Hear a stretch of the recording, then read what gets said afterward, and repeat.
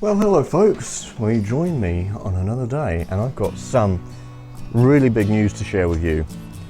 Some of you will be going, I knew it was going to happen. So things haven't gone quite the way that I wanted it to go. And it's more along, I've learnt a lot since I've been here and I'm going back to Australia. There is a clause though. I'm going back short term. I'm going back for just a few months. So all of my belongings that are in the house will be going into storage, and I will be storing that stuff somewhere down Lincoln Way towards where I want to be living, or maybe towards Leicester. And I will be paying for storage costs there. I'm even going to put my car in storage because I've spent so much money on that, in doing the suspension, doing the brakes, getting it all running right, getting the cooling things all sorted out, getting the stereo upgraded and everything, and getting it to a point where, and I'll put a new battery in it. I've done a whole load of things that needed to be done, and and I'll put new tyres on it. So it makes no sense to sell that and then have to buy another car when I get back. Sure, I'm going to have to go through the MOT thing and get it all passed and everything, but there's little problems that I can get sorted out before I leave, but everything else is fine. So my reasons for doing so is, well, there's a couple of really big reasons. First one is I'm running out of money, and I don't think I will be able to survive on my money until into the new year. So I need to go back to Australia, and the reason why I'm planning on going back to Australia, because I'll be able to earn money there and through my line of work. So if you don't know what my line of work is and you're new here, I'm a photographer. I'm getting into events and hospitality and community and mental health, and just creating a good resource for people to grow and thrive, and getting away from the social media and getting people into the community and getting people to engage with people, than just going through your phone, which I'm finding is just becoming more and more isolating people, because I'm finding it, and I want to create other businesses as well. So the reason why I'm going back to Perth, Western Australia, is I've got a network of friends there. I've got a network of resources. I know where I want to go. So if I want to, say, organise a meetup or something, I know that I'm going to get people that will come along. If I organise a meetup here, where I live in Durham, I've done it before and no one came. That's so disheartening. I also don't know where to go in England. There's so many things that I don't know, and I've also got to build up my online presence, and things are just so expensive here as well. Bills are expensive, food is expensive, fuel is expensive, and all this thing as well with the immigrants that are happening right now. I don't mind immigrants, because England is based on immigrants, it has done for thousands of years.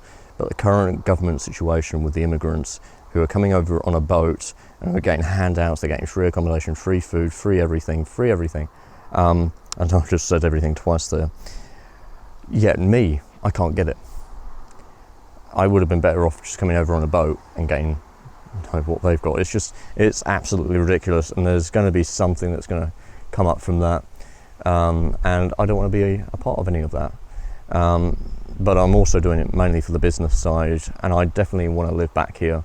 There's no ifs or buts about that. I'm not ping-ponging. I'm leaving all my stuff here. I'm going back with a suitcase and a backpack with some camera gear, my laptop, and my business, my community will follow.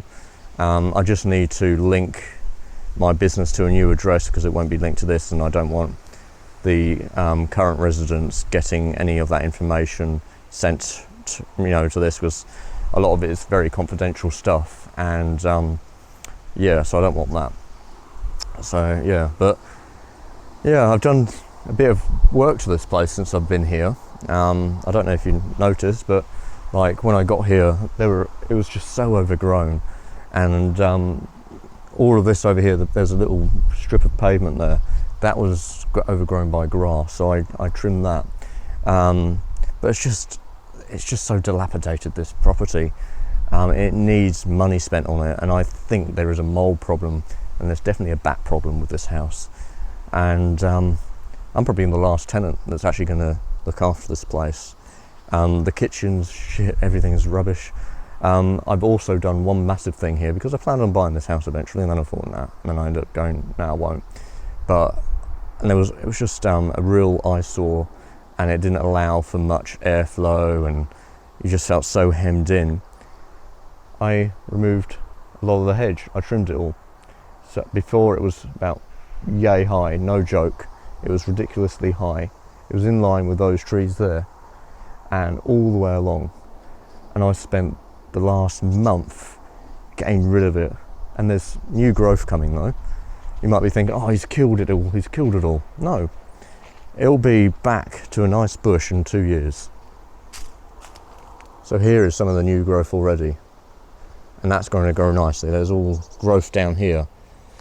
And this thing grows really quickly. It's mature, so it's going to grow. There's things there, and everything, all the waste that came from this has all gone on the garden beds. So you see it all down here, and it's all along here as well, and along there. And I've got a load of firewood from it all. And I've trimmed the trees as well, the fruit trees, like this apple tree. The branches were touching the ground, and it was killing the grass to around about here. And now it's able to thrive. I went up there yesterday actually and trimmed it so light can come through the tree and fruit can grow, and it's not going to go mouldy like it has been. You can see areas where it's mouldy and stuff and going off. And it also saves the grass, because that was dying. And as I was trimming, when I was trimming this, I found out a lot of it was dead. So eventually it was going to destroy itself, fall over, and probably take out the fence, and probably damage the neighbours. So yeah, I've looked after the property. I cut the grass. I cut the front grass. I've repaired the side gate. When I moved in, that was touching the ground. I could barely open it, so I've fixed that. Yeah, and I've cleaned the entire house inside, all the carpets. I used the wet vac and everything. It took me what was it, a week or so, but it still stinks. It's bad. There's this water damage, there's mold in this place, and I suspect it's all under the floorboards, and it just smells. The hallway that had a water leak, it was raining one time, and the landlord and the builder, or the maintenance guy, they're all dodgy. So it was the radiator in the bathroom, which had a very slight dribble, but it was nothing. It was nothing that could cause damage. But the only problem when there was rain that was coming into the place, I'll quickly show you. So the only time there was problems with the rain coming in, there were water coming in, it was when it was raining. And they said it was down to the radiator. I said no, only problem happened when it was raining. But also I had a radiator leak, and that happened up there, and they said, oh, I shouldn't have touched the radiator, I shouldn't have adjusted the thermostat. And I'm going, well, I wanted to regulate the temperature because the house was just going through so much gas. My first gas bill for the property was £190 for 1 month. But, you know, this was already here, and he tried to blame that on me. I'm hoping I've got video evidence and photos of it before, but he tried to blame that on me. And he passes onus on to others, you know. He tried to blame this stuff on me, which was originally here. But this whole place is just, yeah, it doesn't work for me. I've also got solar panels here, 400 watt EcoFlow solar panels, which I plan on using in winter, so I would cut my energy bills because it's just so damn expensive. I've got a couple of Anker power units, but yeah, but this is the area that smells, and there's water damage to the ceiling up here. Hopefully it shows, like around here, and the water just poured in through the light. They didn't replace the light, they didn't do anything, and there's still damage. They should have maybe fixed that. No, and yeah, I've had new meters fitted to the property. I've had water meters fitted to the property, but you know, it's it's such scruffy property. I don't know if you're going to be able to see anything, but like even like with the painting, the wall paint, they haven't covered all of the wall. I can see there's like patches where they've missed it, so then obviously they had a matte paint and then they went over with a gloss paint, and you can see those areas. And you can see areas where there must have been a hole. They patched it, they've done a really bad patch, they didn't sand it back, and just slapped paint over it. And all the walls, you know, the doors and everything are rotten. This kitchen is shocking. It looks nice, but it's mouldy. There's white mould growing under the kitchen cabinets there. I had to screw the kickboards into the units because they were just falling down. They were always getting in the way. I've had to put a new washing machine in since I got here. The first one I tried to save, but just couldn't. I've always got a problem with daddy long legs here as well. You know, those spiders. Every time there is a bunch of them in the house, and I don't know why. But yeah, I've tried to look after this place, and yeah, and I can't keep living here. It's just, it's bad. It's not nice. But yeah, so when I go back to Australia, it's short term only. It's not going to be long term. I'm only going to take a large suitcase with my stuff in it. I'm going to probably get new suitcases because I don't trust the ones I've got. They're just cheap, nasty ones. But I'll keep those ones and I can use them for other times and other things in the future. And then just a small backpack with probably 3 lenses and 2 cameras, and then this Pocket 2 and my action camera, so I can make some videos and stuff, give you updates. But it's not, when I go back to Australia, I'm not going to be going like doing adventures off into the wheat belt and stuff like that. It's not going to be like that. Not doing what I used to do, not my old life. I'm going to have a new life. I'm going to be connecting with friends. I'm going to be connecting with people. I'm going to be making things happen. I'm going to be almost out every single day doing something to make this all work with my community, which is now live, by the way. I'm recording this today on Tuesday, and I'm going to launch this today as well. So I'm going to quickly edit and launch it on my channel so you can see. But yeah, the forum, there's currently a special on at the moment where I'm doing 60% off, and there is no content at the moment, but it gives you a year's worth of membership, and there will be stuff going on there at some point. You just need to build up the platform, and that is currently $70 US, where normally after the sale, which is ending this Friday at 12 o'clock at lunchtime, it will go back up to 120, and it will never ever be the same price. By the way, I do also have prices for weekly and monthly. So weekly is $4.90 and for monthly is $15. So yeah, but everything I'm going to keep all my bank account running. I'm going to keep my UK driver's license running. Oh, actually, I don't have to worry about that. That's 10 years. Everything will be kept running apart from my internet and bills and everything. I don't want to keep paying for that stuff. But you know, I've got an Australian bank account. I've just got to get things set up a little bit over there, and it'd be nice to see my mum as well. You know, by the time I see her, I wouldn't have seen her for 14 months, 15 months, and we've got such a good connection. And it'll be nice staying with her. So all I'll need is a bed and a bedside table, and yeah, that's it. I don't need anything major, and I need a car to get around in. So we're going to sell my mum's Nissan Micra that she's got, trade it in, and get another car, and I can look around it, and I can get something that's going to be decent. I can inspect the car, and if the car needs to do any work, I can get some basic tools, because all my tools and everything will be left here in Australia. I mean, here in England. So yeah, you might be thinking I'm ping-ponging, but I'm not.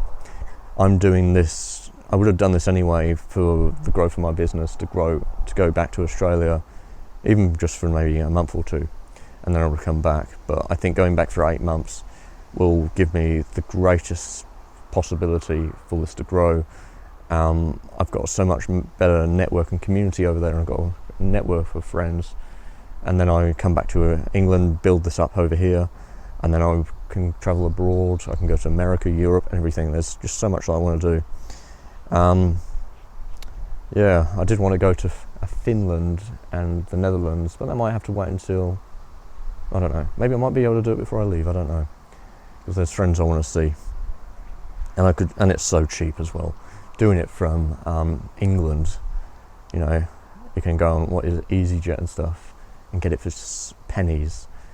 Whereas if I do it from Australia, it's costing me a couple thousand, and it's so long. I'm not looking forward to that long flight though back to Australia. That's about 20 hours. If I have a stopover, 22 hours. If I do the long haul flight, that's 16 and a half hours on the plane. I'm wondering, do I do that again? And I would probably pay for an upgrade, maybe business or something where I'm going to be comfortable for that amount of time. Yeah, I want to be comfortable when I get back to England. When I get back to Australia, I don't want to be in pain. And I've recently injured my coccyx as well. I had a fall when I was, where was I? It was about an hour away from here. Had a fall, slipped on some slippery wet rocks, landed my coccyx, and 2 weeks later it's still absolutely hurting. It's really bad, and that could be, I don't know how long the recovery be for that. It's giving me pain all the time. Thankfully I can walk and everything, but I can't sit for long periods of time. I can't put pressure on it for long periods of time. So when it comes to flying, if I'm still got the pain, I'll be looking at paying for business class or some sort of thing. I'll definitely have to look into the cost of all of that, but it's not going to be as expensive.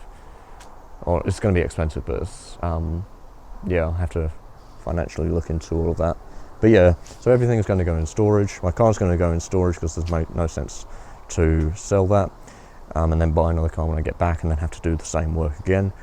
Yeah, because I paid $4,600 for it, and I've spent £2,500 on it, and I won't see any of that money if I try to sell it. So yeah, just put it in storage, and then I'll have a car that I know when I get back.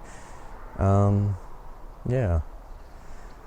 So between here and now and then, I'll be starting to pack stuff up again. I've got all my boxes from the removalists, so I don't have to worry about getting other boxes.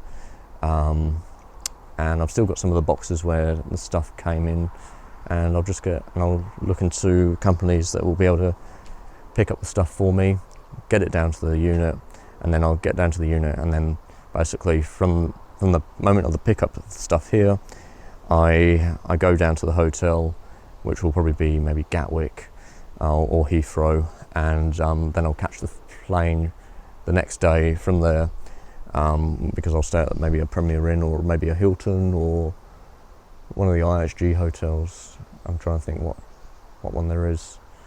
I know there is one. I'll stay with them, and then I arrive back in Perth, stay in a hotel there, probably an IHG, maybe it might even stay the Crowne Plaza there, and then I'll, yeah, because if I get back into Perth late, I'll just arrive at the Perth airport, catch an Uber into the city, stay at the hotel, rest, recover, get over the jet lag a little bit, and then meet Mum in the city, and then catch the train from the city down to her place in Mandurah, and maybe catch a little bus from there, I don't know. So yeah, it'll be nice, and it'll be nice to see Mum again. But yeah, it's definitely not, I have not failed, and if I stay here I'm going to fail, and I'd leave and I wouldn't have any money, but leaving around November I'll have money, and I can put that into, I can send that money back to Australia. So yeah, but yeah, not something I want to do or wanted to do, but I have to. If I was doing a regular job here, you know, doing what everyone else does, 9-to-5 job, I'd be fine. I'll be able to find something. But with what I'm doing and what I need to do and the time I need to put into it, going back to Perth, Western Australia is what I know, and I'll travel anyway. So yeah, anyway, bit of a long one, but at least it's giving you an update, and hopefully I've covered everything. Yeah, because paying for storage for all my stuff is far cheaper than paying for rent and all my bills here. So it's only short term. So yeah, anyway, I'll sign out and I'll see all of you in the next one. Anyway, bye for now and take care.